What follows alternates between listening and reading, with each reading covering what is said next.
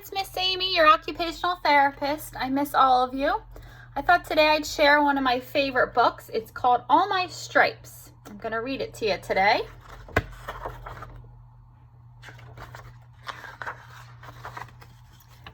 Zane ran home as fast as he could.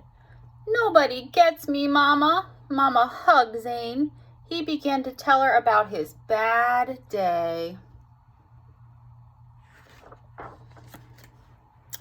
This morning in art class, the teacher started a hoof painting project.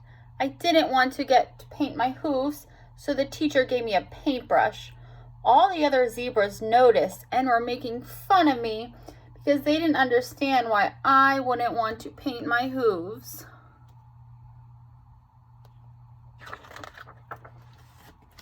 Mama said, "I bet that made you feel different from the rest of the group."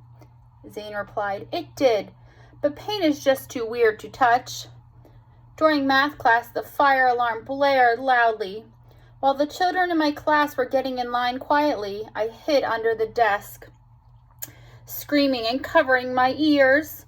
The class left without me, and I was scared until the firefighters found me.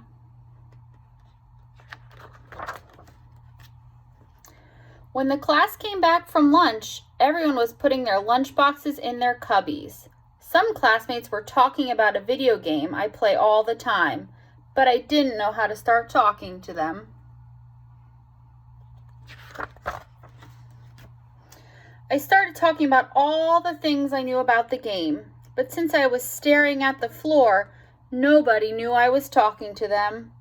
When the other kids walked away, I started talking louder. I really wanted them to hear me, but everybody was getting ready for science class.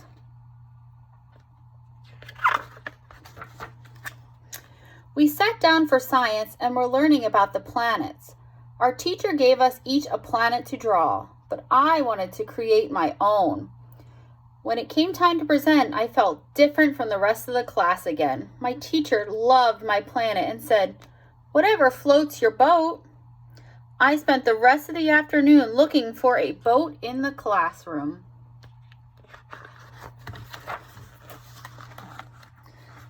Zane was crying.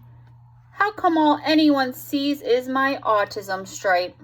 Mama carried Zane over to the mirror.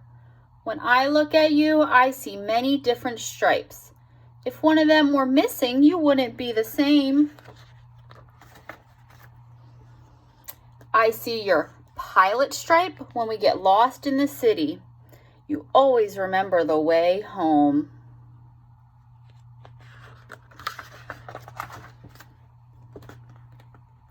Your caring stripe makes you act kindly towards others. When your classmates think it's funny to bully other kids, you come to the rescue. Your honesty stripe lets me always trust your word. When other parents have to worry that their kids aren't telling the truth, I know you always are.